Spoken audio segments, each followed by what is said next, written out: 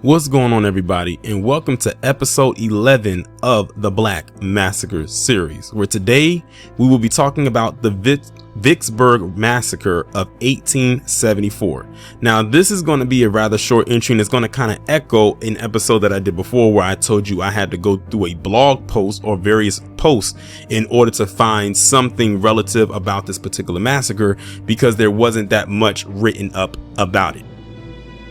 On December 7th, 1874, raging white mobs bombarded a large number of black people in Vicksburg, Mississippi. The blacks had organized a civic assembly in support of a legitimately elected black sheriff who was unjustly overthrown. During the Reconstruction era, which succeeded the Emancipation and Civil War, black Mississippians made significant race-based progress toward fairness and justice. Prior to the enactment of the Black Codes, which were enforced in late 1865 to persecute and dehumanize the South's black population, a large number of black men continued to vote and hold political offices. They did so at the federal, state, and municipal levels, with federal soldiers protecting them and enforcing newly recognized civil rights for black people. Peter Crosby, a previously enslaved black man, was elected as Vicksburg, Mississippi sheriff in the 1870s.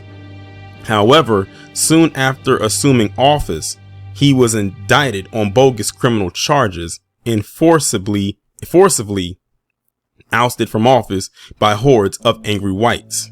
On December 7th, 1874, a group of black individuals in Vicksburg banded together to assist Mr. Crosby in the hopes that he reclaims his position.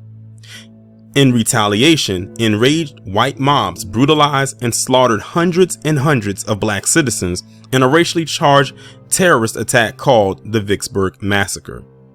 Federal forces were dispatched to Vicksburg in the aftermath of this atrocity, and Mr. Crosby was reappointed sheriff. However, in early 1875, Sheriff Crosby recruited a white man named J.P. Gilmer as his deputy. On June 7th, 1875, when Sheriff Crosby attempted to remove Mr. Gilmer from office, he shot Sheriff Crosby in the head. Mr. Gilmer was apprehended but was never tried for the attempted assassination. Mr. Crosby lived after the headshot but never fully recovered. He was forced to complete his tenure via the assistance of a proxy white citizen. The wanton brutality and coercive techniques used by white Mississippians focused on reestablishing white dominance. This quickly allowed forces opposed to the Reconstruction era's goal of racial justice to reclaim control of Mississippi.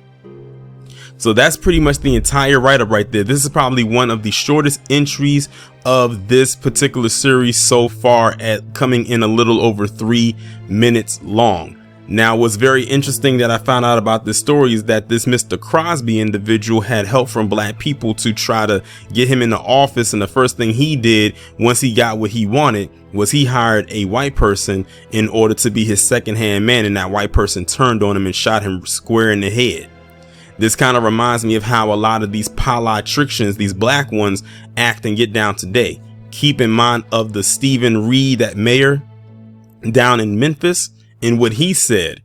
So as you can see, history also, again, in that aspect, has a way of repeating itself. It is what it is.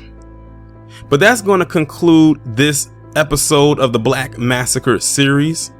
Y'all please tell me what y'all think about it down in the comments. Make sure to go ahead and check the playlist, the Black Massacre series, to see episodes 1 through 10 if you haven't seen any of them already, or just to rewatch them and get a refresher of what you've already heard before. Stay tuned as we will continue this series a week from today with episode 12 of the Black Massacre series. Be safe and be one.